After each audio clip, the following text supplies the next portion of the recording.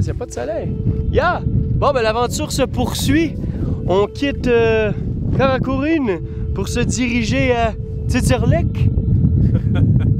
Et comme il n'y a pas vraiment d'autobus, ben on est ici au coin de la rue de terre et de gravier, à l'attente de soit un gentil mongol qui va nous amener un peu plus loin, ou d'un autobus qui va finir par passer. Yeah, man! Wouhou!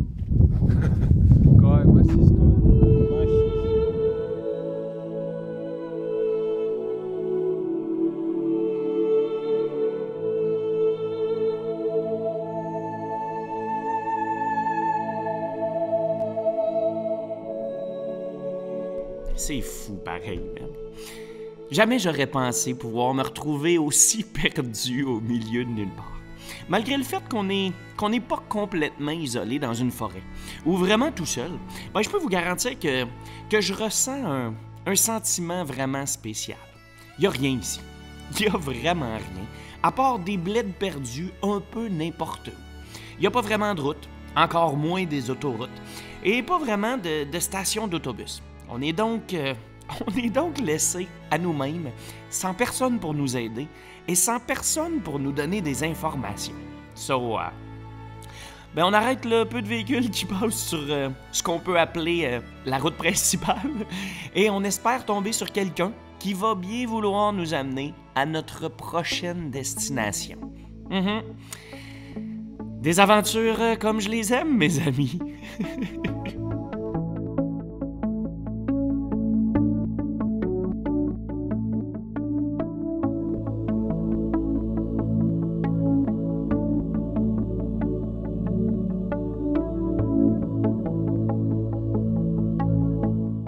Bon, ben nous voilà arrivés à Tsetse-Leg après un petit 2 heures de route. Et Tsetse-Leg, ce serait une des capitales provinciales les plus belles de toute la Mongolie. Et ici, c'est une grosse ville, hein? Très grosse ville, on parle de 17 000 habitants. Fait que là, on fait un peu notre repérage avant d'aller manger. On a monté en colline. Et on se dirige un peu plus haut pour voir un coucher de soleil. C'est montagneux, c'est nuageux, des maisons avec des toits de toutes les couleurs. Fait que on part à l'aventure tranquillement. Yeah, man!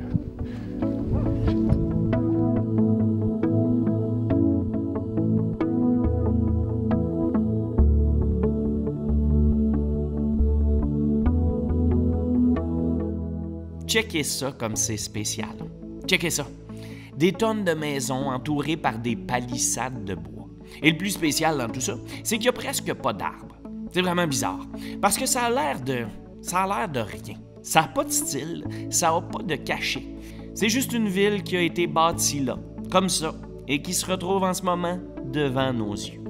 Alors nous, ben, on marche, on flâne dans les rues sablonneuses, terreuses, et on rencontre la population locale. Les enfants qui jouent. Et on essaye de s'imprégner de la vibe qui règne ici. Une vibe tellement hors du commun. Je vous garantis, hein, c'est vraiment spécial.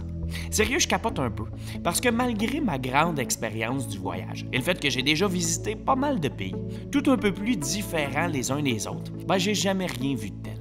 À part peut-être quelques petits villages perdus de Russie, autour du lac Baïkal, par exemple. Le lac le plus profond du monde. Mais ça, c'est une autre aventure. Alors, je vous garantis que c'est toute une expérience qu'on est en train de vivre.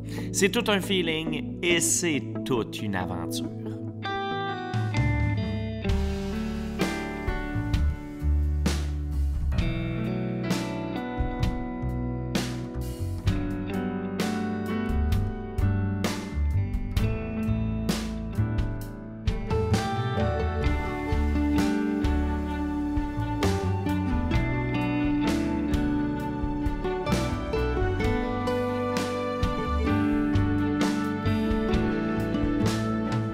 Situé environ à 500 km à l'ouest de Ulaanbaatar et à 1700 mètres d'altitude, Tsetse-Leg signifie « jardin ».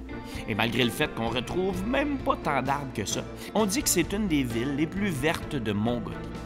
Disons qu'elle est pas mal un arrêt obligé pour les aventuriers désirant se rendre jusqu'au lac Blanc.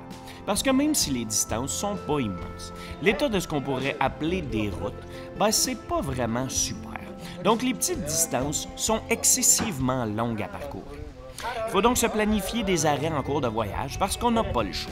Sinon, qu'est-ce qu'il y a de beau à voir ici? C'est le Buyan del Gerolek Kill, un beau petit temple bouddhiste fondé en 1586. On va y faire le tour.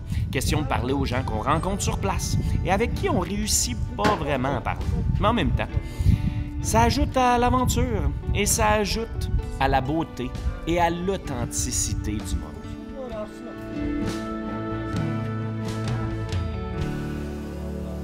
C'est le temps de juste rien faire. C'est le temps de regarder autour de nous et juste d'apprécier le petit moment qui se passe.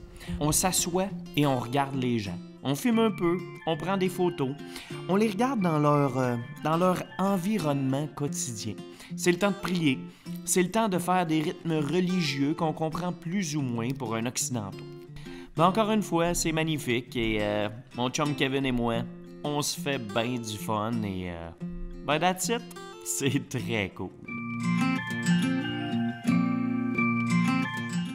Je vous laisse sur des belles images, mes amis. Le temps passe et nous, on apprécie chaque instant, chaque moment passé ici.